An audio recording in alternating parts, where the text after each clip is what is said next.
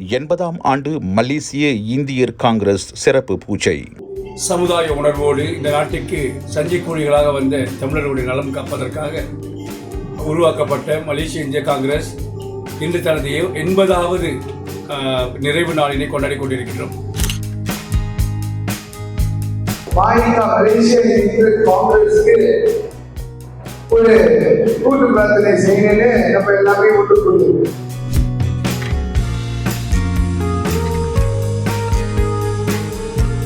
மாய்கா மாதிரி ஒரு பெரிய கட்சி அவ்வளோ அவருக்கு கருத்து வேறுபாடு இல்லை. மாய்கா தொடங்கப்பட்டது இந்தியாவுக்கு சுதந்திரம் வாங்கி கொடுக்கறதுக்கு தான்.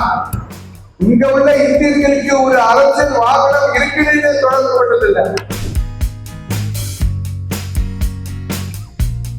இந்தியாவிலிருந்து வந்த இந்தியர்களுக்கு பிரச்சாரம் கொடுக்கணும்னு பேச்சு அப்ப பண்ணல.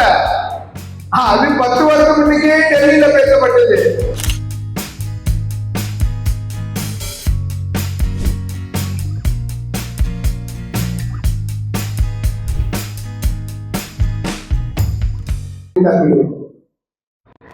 இந்த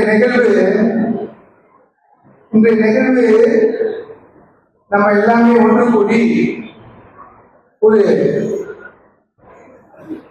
கட்சி, அதாவது மாய்கா மலேசிய இந்திய காங்கிரஸுக்கு ஒரு கூட்டு பிரார்த்தனை செய்யணும்னு நம்ம எல்லாமே ஒன்று கூடுது.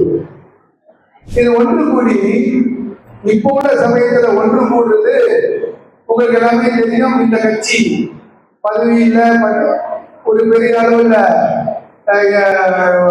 ஜோர் மாநிலம், மலாக்கா மாநிலம் தவிர மற்ற மாநிலத்துல ஒரு மாநிலம் இல்லை பார்த்தவ.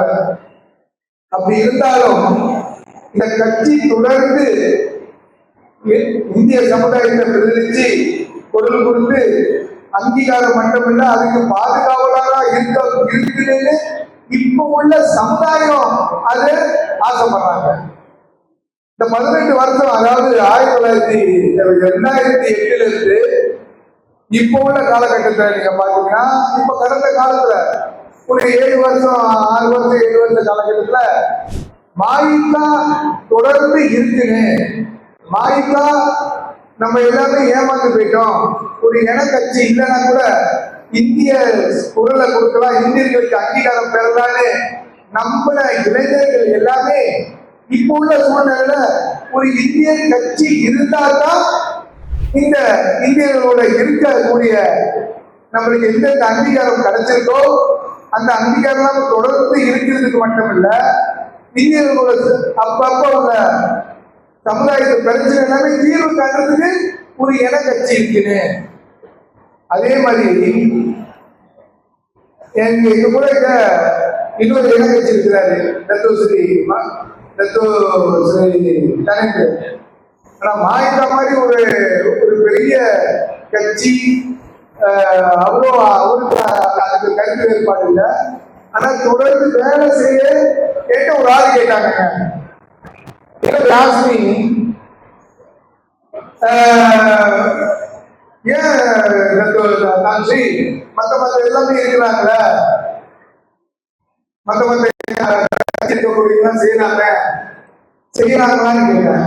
இல்ல இப்பதான் வந்திருக்காங்க அப்படின்னா எங்களுக்கு நான் எங்க கட்சி இந்த டிஃபரன்ஸ் எதுக்கு நம்ம எல்லாமே கூட்டு பிரார்த்தனை செய்யணும்னா, இந்த கட்சினா இந்த கட்சி ஒரு அனுபவமான கட்சி. கடந்த காலத்துல நம்ம சேவை செய்யறதுக்கு மட்டும் இல்ல, இந்த அனுபவம் எங்களுக்கு 50 வருஷம் உள்ள அனுபவம் மட்டும் இல்ல. 2008 இருந்து எங்களுக்கு ஒரு பதவி இல்லைன்னா கூட ஆரம்ப காலகட்டத்தில் 1946 தொடங்கப்பட்ட இந்த கட்சி எதையுமே எதிர்பார்க்காம இந்தியர்கள் முன்னேற்றத்துக்கு மட்டும்தான் சேவை செய்து வந்த கட்சியில உள்ள சூழ்நிலை இன்னைக்கு வந்துருச்சு. அந்த அடிப்படையில we can reset and go back. வேற யாருனால முடியாது. அன்பான இன்னைக்கு நீங்க எல்லாமே வந்தது மட்டுமல்ல, வந்து எங்களுக்கு மரியாதை கொடுத்தது மட்டுமல்ல, உங்க குழந்தைகள், உங்க பிள்ளைகள், உங்க வாரிசு எல்லாமே தொடர்ந்து இந்த நாட்டில் வாழக்கூடிய ஒரு சூழ்நிலை இருக்கும் போது அரசாங்கத்துல மட்டும் இல்ல, பொருள் கொடுக்கறதுக்கு நம்மளுக்கு ஒரு சிறப்பான ஒரு அரசியல் கட்சி இருக்குது அப்படின்னு உள்ள இதுலதான் திருப்பி ஒரு ரீசன்.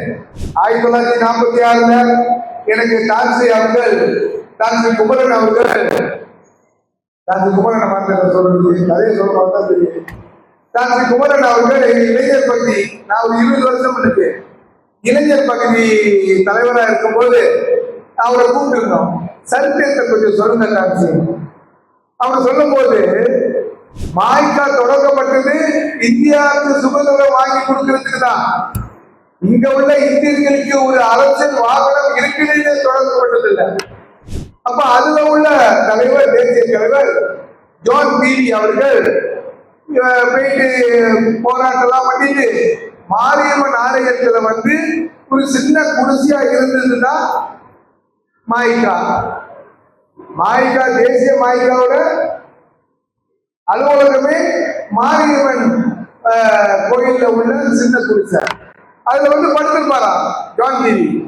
கலைச்சி போய் அப்படி படுத்திருப்பாராம். படுத்து 1947 இந்தியாவுக்கு சுதந்திரம் கிடைச்ச பிறகு he was the highest South East Asia Indian officer.